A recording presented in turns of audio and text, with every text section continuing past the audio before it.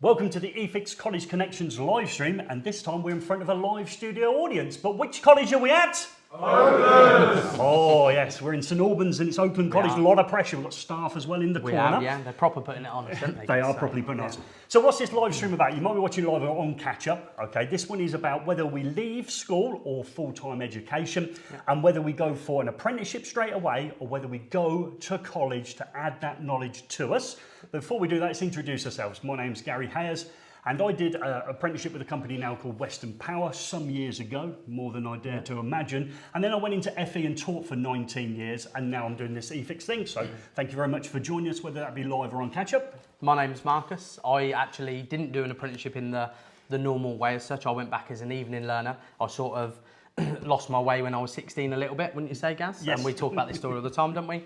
And then I actually went back as an evening learner. Cost me lots of money to do it, but I wanted to do it. I then went into teaching part-time, and now I run my own electrical business. I've got an apprentice who we're going to meet later now, and then, yeah. Okay, and then in your off days, I get to pull you in to come and help me on this You do, live yeah. stream. So thank you for joining us. We'll be back again in February, and we'll let you know the dates of that as we go through. So there's the dilemma, isn't it? So do I go to college, maybe 16, 18, or whenever you decide to make that leap into, hopefully, the electrical industry, or do I get an apprenticeship? What's your take on that one, Marcus? My preferred method is going to college, and we'll talk about the pros and cons. Naturally, if you can get an apprenticeship, generally, if you're leaving school, it's going to be for a friend or family, isn't it? You're going to know somebody who's in the electrical industry. You're going to be swayed to go down that route. They can say, I can give you an apprenticeship straight away, and you're going to go through it. But we're going to talk about, across this stream anyway, the pros and cons to both, really, aren't there? There are pros and cons to both aspects of it. So. Okay, if you watch that bit, never turn down an apprenticeship. No. So if you get offered it at age 16 or whenever you get offered that apprenticeship and you may have not gone to college, please take that opportunity, and we'll mention work experience. Yeah. You could almost say maybe the summer before you start college in the September, you've got an apprenticeship, you're working on site with them. That gives you a little bit of a try before you learn. 100%. And if you didn't like it at that stage, you wouldn't be too deep into an apprenticeship before you say, actually, I don't want to do this. No. But you seem to suggest, like probably me to a certain degree now, maybe 15, 16 years ago, apprenticeship for me. But yeah, you're right to have that balance. Maybe look at doing a full-time course. We're in front of some full-time level 3 learners here. We are here, yeah. So they're the ones that maybe will be in a really strong position at an interview for an apprenticeship because they've added some skills in there. And I think it comes a little bit from my point of view is where I run my own business, what I look for in somebody. Now, necessarily when you're 16 in this generation, your practical skills might not are going to be there. When you're not a massive business like me, I need somebody who's maybe learned the basics a little bit first, and then I can improve on them skills. So I'm not saying that's always the case, just from maybe a business point of view, somebody who's got a little bit of knowledge behind them, somebody who's gone the extra mile benefits me as a business because I'm going to have to invest my money and time into them. So okay, that's from straight from the businessman that you are now. Yeah. So with that in mind, I took a trip out to see a guy that's been working with you. You've had a couple. You've had a friend of mine. You had Ben work with you, but you've had Eric working with you for some time. And Eric's got a fantastic story. Yeah. So let's bring him in nice and early and see what Eric's been up to. It's probably the most famous apprenticeship in the country. Well, you'd like to think so. Working for your woman suggests that. I am making him the most famous one. Let's see what Eric's story looks like and whether this can help you on your journey in order to find an apprenticeship. So I managed to grab Eric from the house he's currently working in. Marcus is left behind. I think he's lugging and sweeping up, which is the best thing for him. And we're going to talk about how you transitioned into the position you are now and what a fantastic story it is. So Eric, 16 years old, you're looking at leaving school in that summer. What was your thought process and how did you end up where you ended up? My thought process was just to go to college and do any trade, because that's what my dad said. From when I was young, just do a trade. It will make you set for life. And I applied for plumbing and to do. Sorry, plumbing? Yeah, plumbing? Did you say plumbing? Yeah, I did. This has gone drastically wrong now. You applied for a plumbing course? Yeah, I did, because that's what I wanted to do. Because my friend did plumbing, so I was like, it's my best mate. But then my dad just said, last minute, just do electrical. So I said, okay, I'll do it. I went there the first day, and I just loved the course. I loved the trade. And then my first day of work experience as well, the same thing. I just loved it. I loved the person, just everything. It was just good. So let's peel that back then. So probably you left your decision, like lots of young people do at 16, you've left school, you got that really long summer break, and you've left it a little bit long to really concrete in what you've done. Dad's give you a bit of advice, you've managed to change away from plumbing, that's good.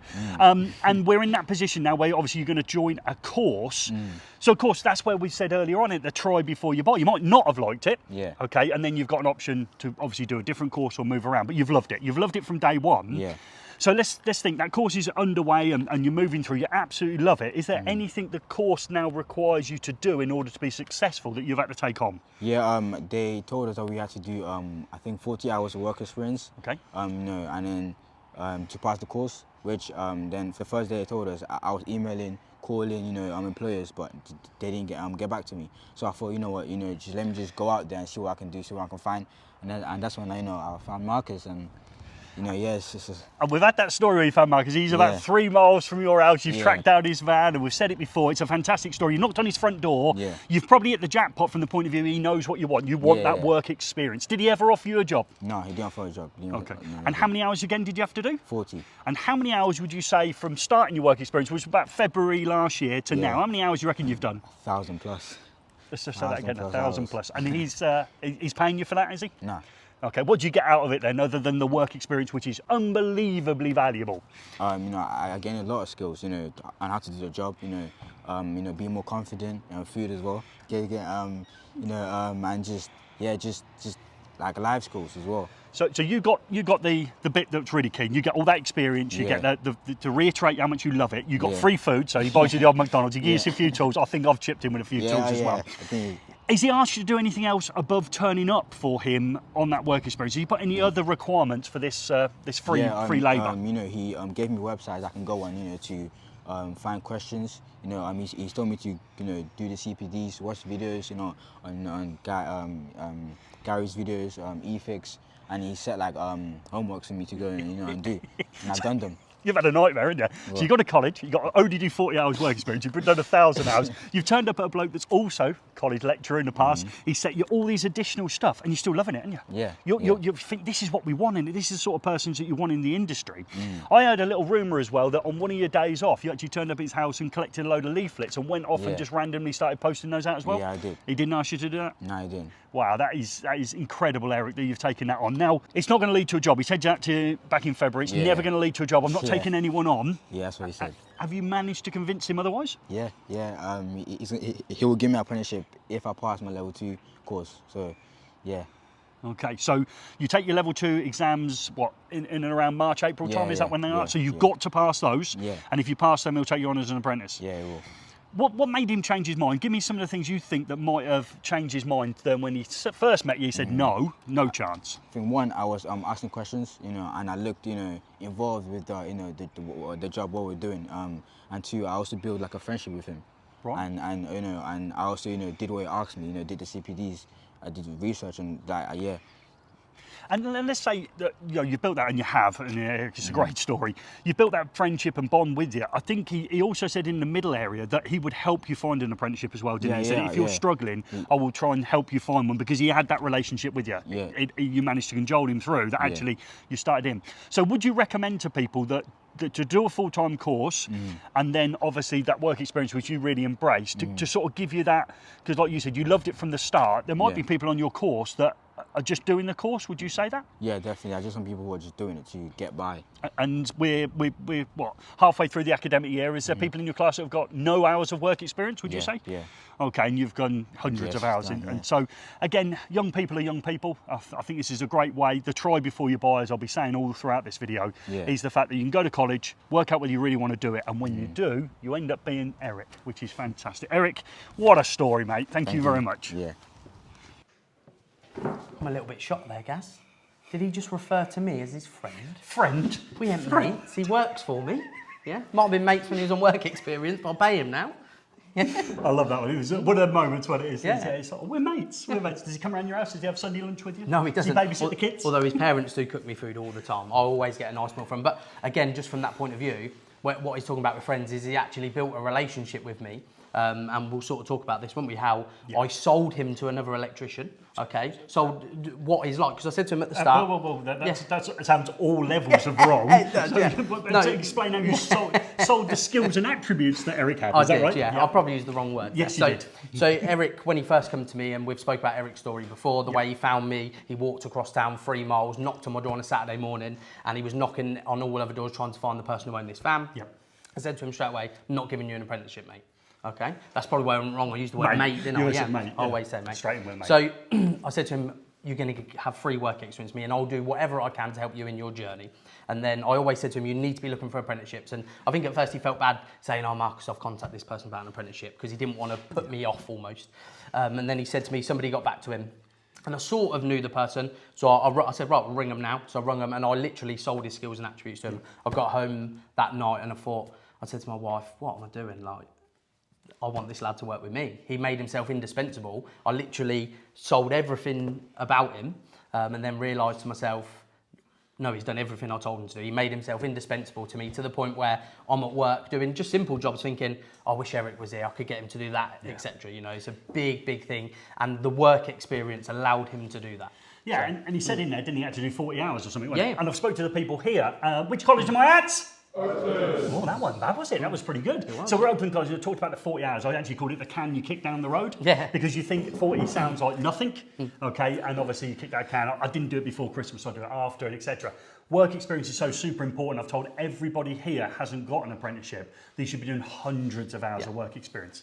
And then we try to overcome that with them and say, well, if you can't get any work experience initially, the technician here, I didn't see one. Did you see a technician? No, okay. you've mentioned to numerous learners, haven't you? Yep. You all have a day off, or you all finish half a day. Why not say to your team leaders or your members of staff, go and see them. Say, can I come in on my half a day off? And refurbish the boards. Yeah. Look at how much electrical work is in there, reconnecting a three-phase distribution board, mineral insulated cable, all of the work you could do, take photographs, keep evidence, in order that you can do that, and they're doing that here through Padlet in order to keep photographs of all their jobs, etc. To start building a portfolio within your CV, 100%. which is so robust that you get to a job interview and it's almost a compelling story. So I couldn't find any work experience in the first term, so I went into college. Don't put excuses in of why you haven't built that work experience. And Eric proved how essential that was. How many hours has he done? He did say. He's done hundreds, hasn't he? Hundreds and hundreds. Even to the point where, before I offered him an apprenticeship, he literally got leaflets from my house. So I was at work. He finished college early, or I think his tutor wasn't there. Yeah. He walked to my house, okay, got a pack of leaflets, and he went round delivering them to houses. It wasn't until I rung him in the afternoon saying, are you coming with me tomorrow? I said, oh, you're on your way back from college? He said, no, I'm out delivering your leaflets. And his reasons were, if I get you more work, you're more than likely going to give me a job because you can't go. Yeah. So, and that's off the, you know, I know everybody's not like that, and not everybody's, but I think the point we always try to get across to learners is you have to take yourself out of the box somehow and try and do something in a different way to achieve work experience like Eric did, but then ultimately that's the way he's kept his philosophy on is it's led to an apprenticeship for him. And don't think your work experience will lead to an apprenticeship. It leads to the ability to find someone to employ you. You're offering yourself up for free. You're going to take the skills that they give you and you add it to your CV, your portfolio, etc. But it's that apprenticeship. You want the apprenticeship. At no point do you ever turn it down. So again, you take that opportunity when it comes up. But let's think about maybe some of those people when they're leaving school, maybe at 16. We haven't got that necessarily in front of us because they're in level 3. Physically, are you really ready necessarily to take on an 8-hour electrical contract? Not always, no. Not always. You do get the odd person who sometimes is, okay, and they're naturally gifted with certain things. But some people have to work it in. Sometimes when you're 16, you're just not sometimes just physically, sometimes mentally you're not ready for that. And another reason why work experience is so beneficial, it's not about always getting an apprenticeship. You might go to work experience, guys, and think you might be in the loft in the summer. And you might think, nah, this isn't for me. It's not a bit of me. Or today's really cold. Yeah. Outside building, you're wet, you're cold, you're up at height, and you think this is 100% not a bit of me. Yeah. So let's work that out while we're at college. And that's where you favour the college route, because physically you can get a bit bigger. Yeah. You can mature yourself in through work experience to decide you absolutely want to do it. Yeah. And then you're probably progressing towards more the 18. You might already have a level 2 and a level 3. We think that maybe risk assessments and getting onto building sites and things like that is a little bit easier. Starting driving lessons, things like that. The ability to do that massively. You've got to remember talking from a business point of view, you're an investment to me. Eric is an investment to me. Don't tell him he is a friend, okay? I'll class him a little bit as a friend because he's a nice lad, but because we've built that relationship. But he is an investment to me. Yeah. So I have to make sure he's ready for that investment for my business before I commit to paying his wages. Any business taking someone on is obviously, you've got to make sure your business is set up in a certain way, and you've got to make sure that your business is ready for that. And work experience for me is a great way to do that. So. Absolutely. So I think that's a safety net for you, the person doing the work experience, to Yeah. work out whether you want to do it. We've talked about it with the learners here. If there's a game you really want to play, you'll get to the next level, you'll research it, you'll do all the things you need to be successful on that. Apply yourself the same when you're looking for progression through a course. But I think sometimes we dream about what an electrician does, and I would suggest the vlogging YouTubers can be a little bit romantic about the old industry. They're out there with the old selfie sticks and telling standing you in front of a nicely dressed consumer unit in the warm. It's not always the case. It's not the reality. So what we thought, we'd put together some bits, a little bit humorous in places, but a little bit of a small insight into some of the things that you might not be aware, or you are aware, that you're going to have to do in order to be an apprentice electrician. Shall we see that footage now? I think we should have a look. First stop, the electrical wholesaler for a nice cappuccino. Or for me, a Bovril gas. Oh, you're the one. I always look at Bovril and think nobody can drink Bovril, and it's actually you, Marcus. Yeah. And then next, what every electrician doesn't like to do, as they say, tidying up. Yeah, no one's immune to it, whether you be the electrician or the apprentice. You will be expected to tidy up after yourself. And it's not always going to be in a nice, warm environment, is it? No, a lot of the times now we're working outside, especially with the introduction of things like EV chargers and stuff, generally on the outside of a building. And it's not always going to be sunny either. So look at that. That is properly coming down on us. Yeah. And as the apprentice, you're going to find maybe you've got those sort of tasks that nobody really wants to do, which is simply fixing boxes and stuff like that. Yeah, and you can spend a lot of your day doing that, can't you? So yeah, whereas you really think you're going to be, wiring up consumer units and all the rest of it. The reality is you're going to be doing some of those sort of menial tasks. Now, this one here gets me every time, holding your arms above your head hour after hour for wires that are never going to be seen. no, and I remember from when I was training, you always had to bring your arms down and have a little break, and everyone's looking at you laughing. Yeah, and you don't want them to twist. You still want them to look beautiful, but you know they're going to get plasterboarded over. Tools are really important. What's the chance of getting on a DeWalt cable stapler? Well, as the chance of an apprentice, you're probably going to have a mouthful of clips and a hammer, aren't you? You certainly are. If you go, no, nothing so satisfying as one of these. Bang, another one done. Fantastic. Tools are a reason to be in the electrical industry. And here we are. We're working at height, aren't we? So again, on a pair of steps all day long, hands above your head, just simply tie wrapping up. Yeah, definitely, and it does have an effect on your body, doesn't it? Especially when you're training into this point, it takes a lot for you to get your body used to working in these different positions and angles. Yeah, stretching, knees hurt, up and down the ladder, up and down the ladder. Get satisfying again, you look at your job, you've got those beautiful clips smooth, and what's going to go over the front of that? A nice dot and dab. Yeah, so you're never going to see it, but we've still got that pride. Now, this is something that people think they want to do, and actually you don't. And working in domestic properties where constantly moving furniture around. And as much as you agree with the customer, the room's going to be empty and vacant, never the case, really. And once the furniture's out of the way, the carpet, and then, of course, it's the dreaded chipboard floor. It is, yeah. And that becomes a challenge in itself as well, doesn't it? Yeah, it does. And there's obviously different ways to do it. Here we can see the use of a circular saw, but again, you've got to be careful of pipes and stuff. That's always a worry when you're doing it as well. So okay, I don't think the apprentice can be let loose with the circular saw straight off. No, But definitely again, it's that moving the furniture, lifting carpets. Certainly, you'll be responsible for that. And again, it's great. We've got all the tools, but like you said, if this was a tongued and grooved floor, it might be bolster, chisel, and hammer in order to get it up. Yeah, exactly. And generally, as an apprentice, you might find you doing this in maybe a property that's not lived in. Again, here we've got like a lived-in property. You're gonna probably have to take a step back on this one and watch and learn, ask questions. So yeah, absolutely, and that's it. Watch and learn and ask questions. That's as important as doing. We all want to get on and do it, but we've got to learn how to do it. Drilling from inside to out. Obviously, whichever way you go, you're going to make a little bit of damage there on the surface. And of course, what's going to end up happening then? Going to have to hoover up. Yeah, so even though we're on a roof, we don't leave any of our mess behind regardless. I don't think I've ever seen you clean up before.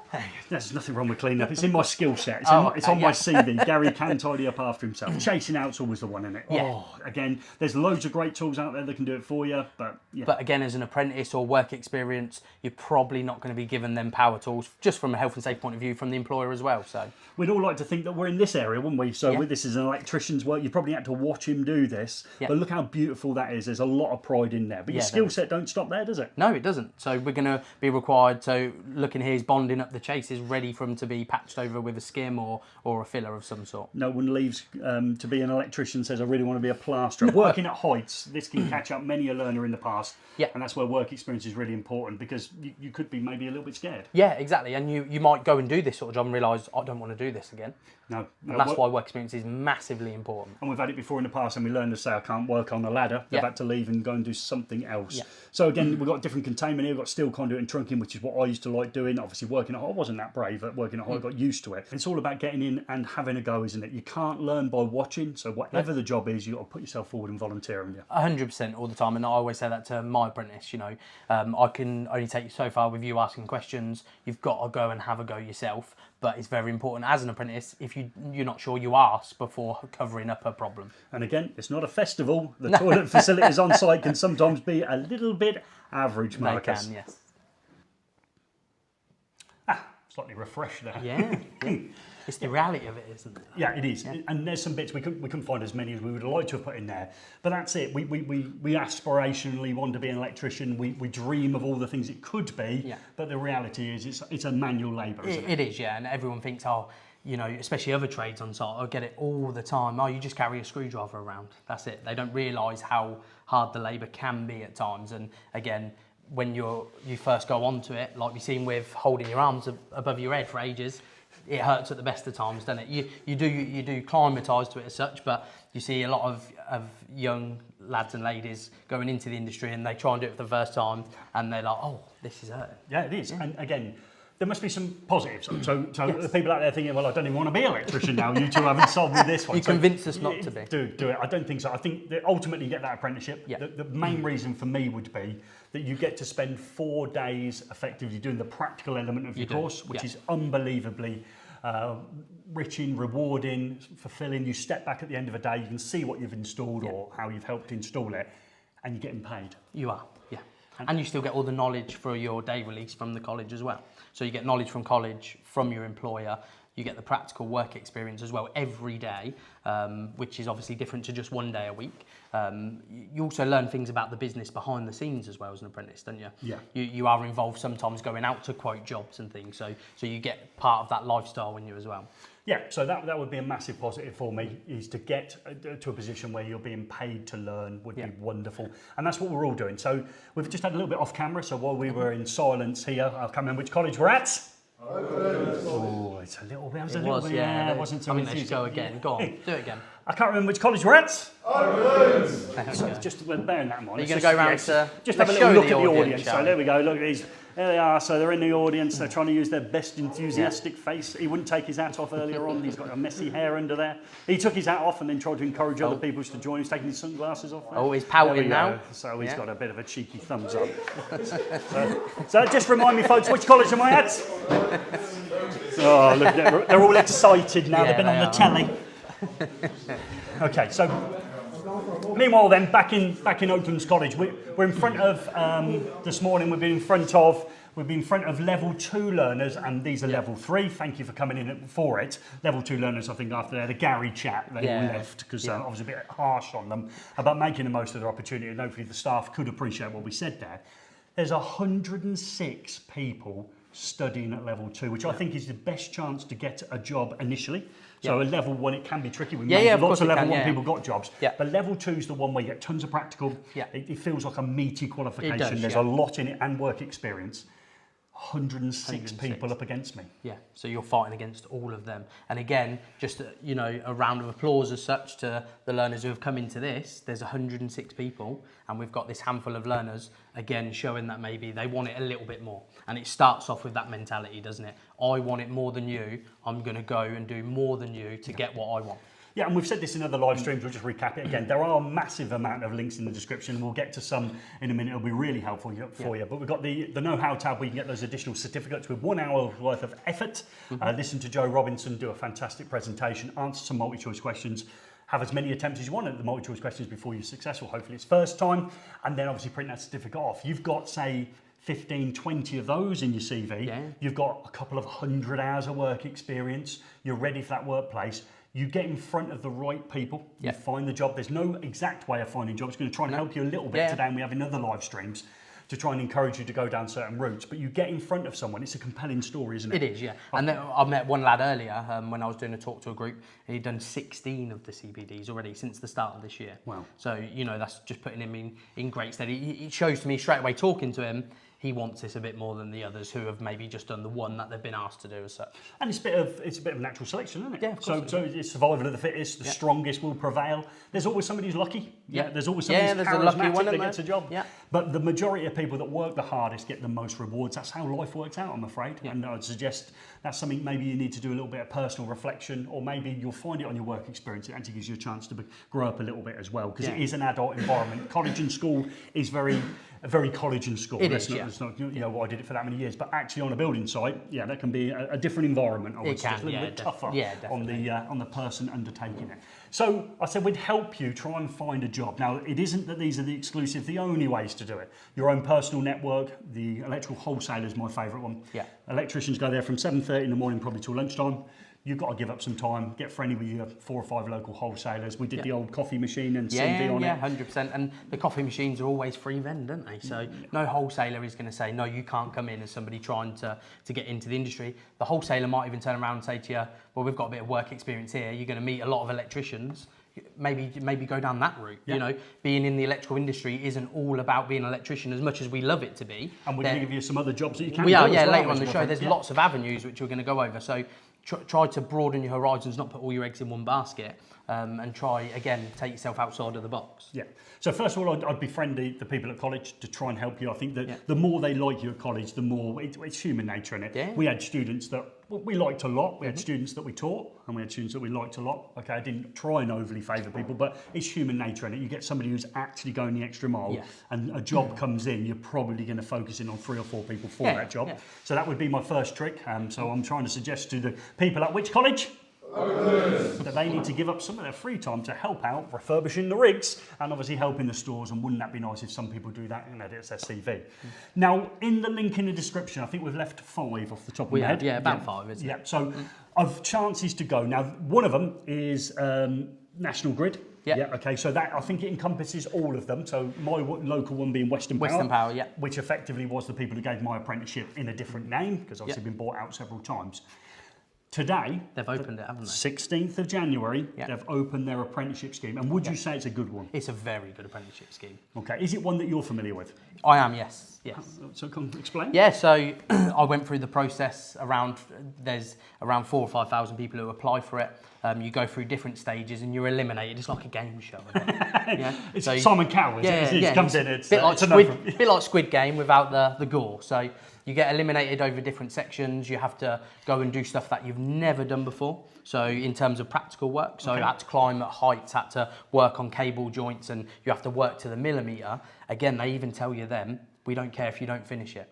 If you can follow the instructions to a point, even if you run out of time and you're nailed on, you will get more points than someone who's rushed it and is out without the tolerances. So you go through all these stages, then it gets narrowed down to people for an interview, and then about 10 people get offered the job out of about 5,000 or 6,000, or about 5,000. So. You got deep into that process, didn't you? I did, I got offered the job. My tutor at the time, he was a nice bloke. He was all right. We talked about, getting on side with these guys, exactly what I did with you, wasn't it? You didn't know that I wooed you at the time.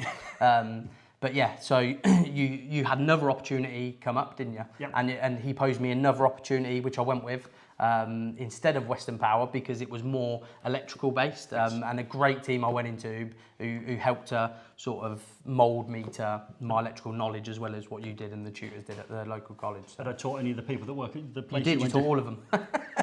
Small world, isn't it? So your college lecturer is always someone you want on your side, 100%. Because you never know when those opportunities come up. From my defence, they wanted somebody on an evening programme, they wanted somebody in their early 20s, and you probably were in a group of 2 or 3 people that only fitted that mould as well. So it wasn't as if I had hundreds of people. I think what favoured me is by that age I already had a few kids, and you was like, oh, he needs it. We'd started a journey there that we've continued on, which is great, and it gave us a chance in the future to come back and work with us. I must have thought a lot of you, because obviously you did a lot of reading, didn't you? We're digressing. So that's open. Now, I would say it's a really tough one, and I think there was more than that because I met them at, which college was it? Hotwood College. I actually met the people that were successful in that area. Oh, yeah, nice. And they had a journey. You could tell by looking at the room what type of people they were. They obviously like a certain type of person with a certain level of qualification. But if you don't apply for that job, link in the description. If you don't apply, you don't go through the process. You don't get eliminated on your CV. You don't get eliminated on your skills test that I imagine is an aptitude test online. Yeah, there is, yeah. Got to put yourself out there. You can't guarantee you're going to get it. Somebody will, and there'll be quite a few people, let's say 30 or 40 in an area might get those type of jobs. It might not be exactly what you want, which we'll come back to, as well as other industries you can go, because normally you want to fit sockets and lights and consumer units when you think about apprenticeship. And that job's not really around that, is it? It isn't at theirs. It is a very well paid job, Yeah. and it's highly skilled, and there's a chance to progress through that company and take other responsibilities as you go on. So you might find you don't mind being in the cold and wet to start with, but when you get into your 30s or 40s, You want to go sort of into an office-based job. And again, even if you're not successful through that, you know, that process, what an experience it gives you. Yeah. Meeting other people, having interviews, things like that. All, again, you can fail in life, can't you? Yes. However, you have to learn from that failure. Yeah. So failure gives you an opportunity to learn, and then it shapes you to be a certain type of person to know what to do in the future for certain situations. So, yeah. You got to fail a few times before you get successful. Yeah, You got to get turned away, interview before you get one. Yeah. So if we go from almost the sublime to the ridiculous, so that's probably about as great as it gets.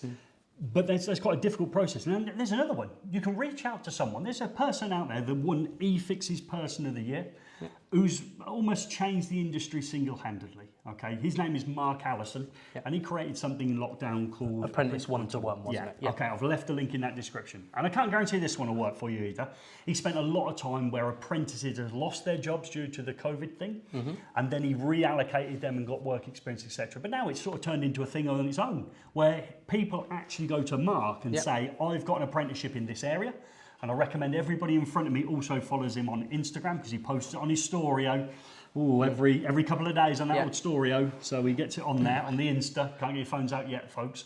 So that's Mark Allison from Apprentice 1-to-1. Links there. Go on his website, and he's got a jobs tab. Yeah. It might be that the jobs are nowhere in your area. Next week there might be one in St Albans. Yeah. Who's going to move quickest? Who's going to know it's there? You've got to keep dipping in, dipping out. And then, heads up for everyone here, I've met one learner today who already follows him quite regularly. So absolutely. Yeah. And I'm not giving these things away. Some people would be disappointed if they were the one following him, because they think, everybody else knows. You've got to find your own way in, haven't you? You've got to find your own leveraging point. And it's important to know that there's no right or wrong way in, is there? No. There's lots of different ways. We're just talking through some of the ways that we find useful for people to know to get into industry. So. More often than not, you're going to get a whiff of a job coming up. Yeah. You're going to make yourself aware to that company, and you're going to try and go down that route. And or you've done a work experience for them, and they create an opportunity like you did, which gets you in. But other people will find jobs in other ways. So another one would be the National Apprenticeship website. Yeah. Okay, so that's a link in the description as well. That can be a little bit more vague, because obviously there's apprenticeships in all kinds of things. You have to narrow it down. Yeah, you have to type in the search, don't you? And then you can put the area, I believe, in there as well. So it does narrow it down to maybe the area you're looking for. Yeah, and we actually had, just talking about area, there was one learner here earlier.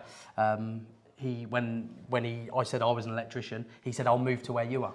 Oh, yeah. So he's willing to move, you know, it's that aspect, isn't it? Yeah, and in your defence, you also took a lad that wants to be an electrician, Ben 15. You took him on as an additional work experience. I've got a new lad coming for work experience on Wednesday as well. Right, okay, but only one apprenticeship. And your mate Eric got it, yeah? Yeah. Good mate, yeah? Friend, not mate. Friend is mate. And then I thought, well, let's carry on this search. So Indeed's probably where adults go and look for jobs, career changes and all the rest of it. So I typed in there, apprentice, and it's gone now, so you're going to have to keep going on there. Apprentice electrician, bang, and it came up. Straight away, search number one had an electrical apprenticeship on there. I went back on when I put the link in, I looked and checked over the weekend, that's gone. Yeah.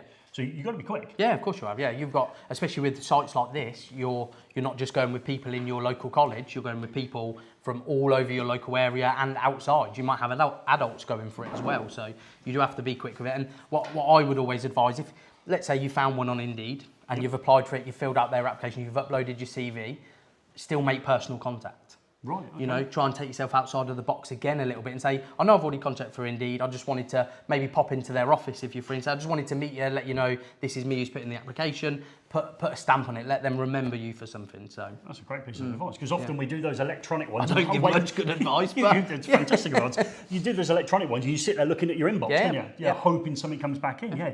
Or you've forgotten about it. You've applied and then you've forgotten about it, haven't you? So. Okay. And then the last one that I put on there was JTL. Now, when I used to teach, people would say to me, I've got a JTL apprenticeship. Well, JTL don't offer electrical jobs, do they? No. They're a broker. They're obviously, I think they're free. I think they're a registered charity. So they're a free to use service. So they are effectively looking after your apprenticeship, but they do have jobs where people are trying to fill apprenticeships. So I might go as electrical contractor to JTL and say, this year we want to take on 4 people, and they actually manage the process from interview, employment, and then signing them up onto the right course. They normally do the on-site assessing element themselves and then they do the learning at a local college. So lots of people say, oh, I had an apprenticeship with JTL. Yeah. JTL's a broker effectively. I've left the link in the description to give you another chance to go in there. Still another avenue, isn't it, to go for? Yeah, So. like I said, electrical wholesaler for me is the first place, work experience, all the rest of it. So these are just some extra little bits that you can have in order that you've got some other things to set you on your way. Remember your search engine and your search history. Once you start looking in certain areas, it starts feeding you up with other information. So that's Mark Allison. We've got the Apprentice website from the government. We've got Indeed. Currently, National Grid are looking for apprentices. So, you know, if it's something you want to go into, and we'll talk about other avenues, we might have a video coming up where we'll talk about the other avenues afterwards, where you're not necessarily going to be an electrician. Yeah, okay, and you've got to take the skills. You don't want to waste time at college, what we're saying there. Now, we're always in these live streams, and we're hoping that this time that we get Sammy do one for us before we leave today. That's our plan. That we always like to go back to somewhere we've been before. Now, I've been practicing this. Have you? Yeah. JB. Yeah. James. Yeah. And he works out of the JTL Centre, we just mentioned. Oxford, Culham. yeah, Culham. We've got it right. He's going to be over the moon. We're all over it. So let me just say to you, so we're going to cut away to JB, James, and he's from Oxford, JTL Training Centre, Culham. Yeah, let's go. Let's bring him in. Yeah. Thank you very much, guys. So my name is Dave Inger. I teach electrical installations at Newark College, which is part of the Lincoln College group. And I'm going to talk a little bit today about circuit design and basically just the beginning of it. So first off, let's imagine we have a customer that rings up and asks us to put in a 10 kilowatt shower. As we know, we can go straight away to the good old power triangle, a cheeky little bit of Ohm's law. We all know this out there, and maybe you've got your own way of remembering PIV or what have you. Some rude things as well, we're not going to say that. So for my money then, if we've got a 10 kilowatt shower, we can simply divide our 10,000 by 230 volts with my trusty, really technical calculator. Cost me lots of money. So 10,000 divided by 230 brings us out with a design current of 43.47 amps. Magic. Straight off the bat then, we're thinking, let's get out our trusty old on-site guide, start looking in some tables, and we're assuming quite a lot, aren't we? We're thinking, hang on, is it clip direct? Is it enclosed in conduit? Is it reference method A? I don't know, I've got to go to the customer, I've got to go to the client and find out what's happening, because once you get on site, you may find that your cable's got to run through some thermal insulation. No one wants to run through thermal insulation. Maybe it's in a loft space where the temperature can get quite high over the summer months. Maybe it's going outside actually when we have to consider other factors. So off the bat, we're looking initially at 43 amps. Maybe we've got a nice little 6mm. If we're clip direct, that'll work fine. However, when we find out we're going through some thermal insulation, maybe we've got to upsize it because we're only going to carry 47 amps. Once we get a little bit higher, maybe we've got to put it in some 10mm. So to recap from the off, we worked out our design current, nominally as IB. We took our power rating in watts divided by your voltage to get our current. Remember, that's not the end of the story, because the cable might have other things going on. It might have the insulation around it. It might be in a nice loft again. The design current will not change. However, the cable's ability to dissipate the heat will get worse the more correction factors we apply to it. So you will end up having to upsize the cable. Thank you, guys. That was Dave. It was. That was Dave from Newark College. Okay, I think this is a running theme now, isn't it? We're never going to quite remember who we're sending it to. So thank you ever so much. What a great guy we had. Yeah, he's lovely. Wasn't we did a live stream from their college. Yeah. He volunteered to do an asset for us, so he done one there on the power calculation. And we've got a lot of time for the people at Newark College and Penny as well down there. I messaged her over the weekend, so hopefully you all tuned in. Talking to tune in, you got any comments there? Yeah, so we've got the comments up now. We had a little issue earlier, didn't we? So we've got a few shout outs from Wellingborough, and then that sparked a conversation talking about someone went to Wellingborough college in 1999, and they asked if Mr. Wallinger was still there. That might be someone you're familiar with. Yeah, it was a great pleasure to work with Alan probably for about 12 or 13 years, and I had the great pleasure of seeing him take early retirement. He was also in a lovely position where they were restructuring the staff, so they gave him a bundle of cash, and they let him go with a bundle of cash and roll into his retirement. And I see Alan probably every couple of years. So so Alan's retired, thankfully. Yeah, got a few shout outs for Eric. Someone's even said, I'm friends with Eric from college. He's in my electrical class. Okay, thank you. There's quite a few for it. I told you I'm going to make him the most famous electrical apprentice in the country. Yeah. Or you are. eFIXX, not me personally. He loses his job. He's not even been made. Yeah. Sean Dempsey's on, so thank you very much. Sean told us he did his apprenticeship back in Watford. He's a regular follower of the channels. Someone said, how long are we at Oakland for? He's also said he loves the CPD as well. We're here till, what time are we here till about? 6:30. Yeah, we're going to try and 6-ish. just grab some time with a previous eFIXX College connection when we saw Craig Billis. He teaches now here in the evening. I want to catch up with him, so we're going to stay on to say hello to Craig. Yeah. We've also had our first donation. What's it called? Super something. Thanks. Yeah. Chat. Something like that. Electric Life. Yeah. Electric Life sent us £2 today. Does that go to? Do I get 50% of that? No. Oh, okay. I'll speak to Gordon. Yeah, you speak to Gordon. Yeah, well, Yeah. send him your invoice in and then Yeah. an angry one 2 minutes after it's gone in. So that's it. So thank you very much for everyone driving the chat through there. Remember, this is for electricians as well as apprentices and full-time learners, because it's the electricians' comments to the people that are training that can give them the invaluable advice that they may not get when they're actually at college themselves, when they're too busy trying to pass their course. Yeah. Okay, so links in the description. We've got all of those ones for the jobs. I've also left a link in there for an essential playlist for apprentices. 15 videos in there that I think are really worth doing. There's a whole series on conduit, and the guys here have been doing conduit as well as trunking. There's a full playlist on those that we've created in there as well. There's a lot of links. And just quickly, you know, it'd be really nice if you get some employers who are watching this maybe, or watch it later on in their own time, comment on what they would like to see from somebody who's approaching them, because it might be one of these learners goes back and watches this video and actually sees people commenting, employers saying we like to see this, this and this. They see a common theme. Next time they approach an employer, they go with this theme and it might just work in their favour. So. Oh yeah, I like that one. Yeah, skills and attributes you'd like to see. 2 bits of advice. Yeah, you're doing well. You're on a roll, aren't you? It's your mate Eric telling you all the answers, isn't it? Your hourly rate's going up now. No, please don't go there. Okay.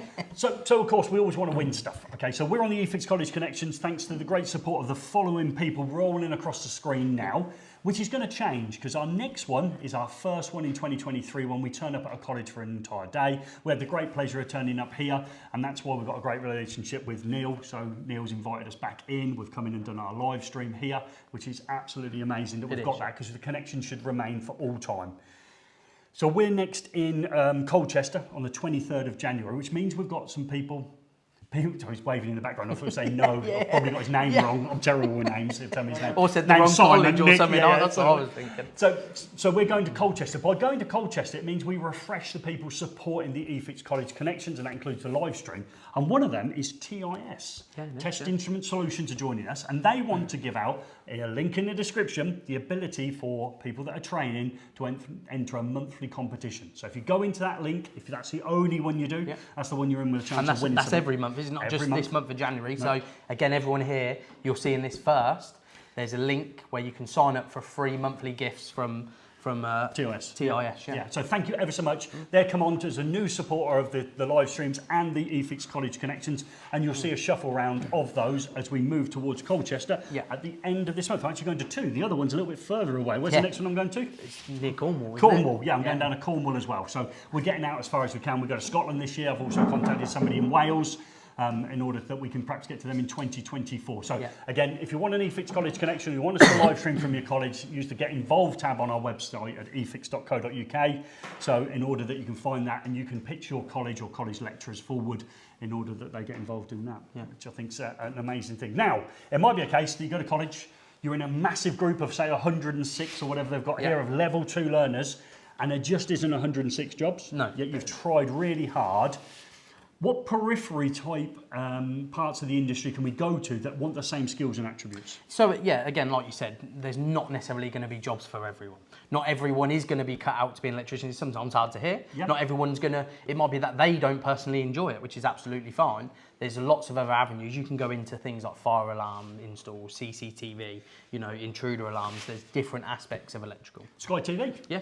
Yeah, I think that's a great job. You get your van, you get Yeah. fully expensed card. The guys that came and refitted my Sky TV when they did that, their actual package, I asked them at the time, I won't suggest it now, it's a few years ago, their package was massive. Yeah, I was like, wow, it's you're getting still more very than me. similar, yeah. They got more than me and I was teaching. So Yeah. I'm teaching people electricians, you're fitting Sky dishes and having a great laugh. Yeah. And you've got actually a bigger salary than I've got, Yeah. which was a little bit one of those. Now, if you think about the Western Power stroke, the supply networks opportunities, we're talking about 3 jobs. We're talking about electrical fitter. Yeah. We're talking about joints, cable jointing in the ground and overhead, lines. overhead linesman, yeah. Now, I was in a fortunate position when I was in the teaching world that I actually had a joint go down outside our college. Yeah. So we've got a guy there, he hasn't personally excavated the hole. Okay, No. so another team comes in and digs that. So you might be looking at it and thinking, It's funny, wow. isn't it? You see them sitting in the van, it's raining, they're reading a newspaper, and you think, when you don't know, you think, oh, why are the others digging and he's not? That's because he works Western Power and they don't do digging. No. They get in a private contractor, so they sit there, they let them expose it, they do the work, and then they go, don't they? They do.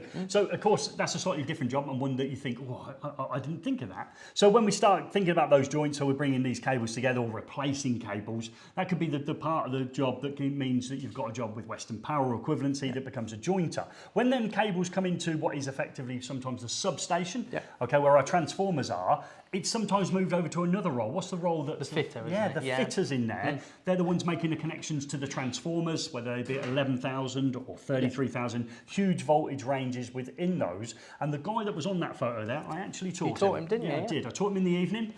Believe it or not, January the 16th this year, the Western Power Stroke Networks Apprenticeships came up. He applied for them and he got one. And again, you know, if you go down that route, and we've already put the link in there, haven't we, for that type of job, you're not necessarily going to be called an electrician, but it's not the end of the world, is it? You know, you're going into a highly skilled industry still, and you're learning lots of basic knowledge, but you're specialising in a certain area where, as electricians, we tend to say we do domestic, commercial, industrial, we do this, that, and that, whereas you can go off and specialise in an area such as the National Grid or Western Power. Yeah, and just think, you know, when the power goes off to a small town, a large town, a city, there's an electrical issue. Obviously, we see it with the storms when they come round and with the areas are blacked out. Do you not think they're going to be paying the people to repair that? Long hours, long days, I know, but a lot of money to get that energy back on. It is very good. And even money. the apprenticeship wage, I think, is way above par on what the national minimum wage for an apprentice is. I think they go above and beyond that, don't they? So yeah. So again, just to say, there's 5 links in the description. I would certainly look to pursue that one. Somebody out there is going to get those jobs, and it could well be you. Yeah. So that's it. So we've got to the point in the video where we're going to have another little dive into the comments and all the rest of it. Remember, it's your comments that drive these live streams on. And talking of live streams, the next one is on when? The 27th of February. Well done. It's just wrote down there as well, so I could remember it as well. Yeah. So 27th of February, we're doing something slightly different. Where are we going to this time? So we're actually going to Doncaster cables. Yeah, so hopefully we'll be able to delve into the world of the EV Ultra and work out how we can have a Cat 5 cable encased inside the same cable as the mains voltage, because that's got a width of band 1 and band 2 and no segregation. So we're going to go and have a word with them. We'll have maybe a look at some shotgun cable, which looks remarkably like coax, doesn't it? Yeah, it does. And that's the cable that we're using on EVs. Sorry, not EVs, solar PVs. Solar PVs. We'll edit that out. So I'll say that again, solar PVs. Okay. I thought it's live. Don't think we can edit, can we? No, we can't, mate. So that's all good. So we're going to look at those on the next live stream. We come out every month. We're into College Connections this what is it, the 23rd and the 31st. So we're doing 2 this time as well. So you'll see that on Instagram. And we thank you ever so much for following us on this live stream, which is out of... Oaklands. Where's it out of? Oaklands. In St Albans, where we're having the great pleasure of spending the rest of the day with the learners down here. So thank you very much, and we'll see you on the 27th of February in Doncaster for our next live stream.